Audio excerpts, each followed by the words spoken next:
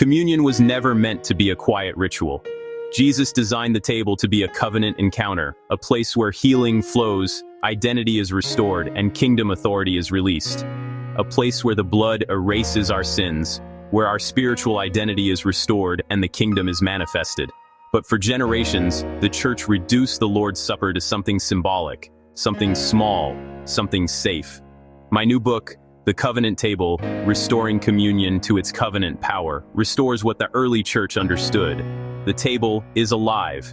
The table is belonging. The table is warfare. The table is covenant. This book confronts the traditions that close the table, exposes fear-based teachings, and reopens communion as the center of discipleship, healing, and covenant identity. If you're hungry for more of God's presence, if you're longing to walk in your true identity, if you're ready to see healing and deliverance activated in your life, this book will meet you right where you are. The table is not symbolic. The table is not closed. The table is covenant, and it is being restored. Pre-order now on Amazon. The link is in the video description.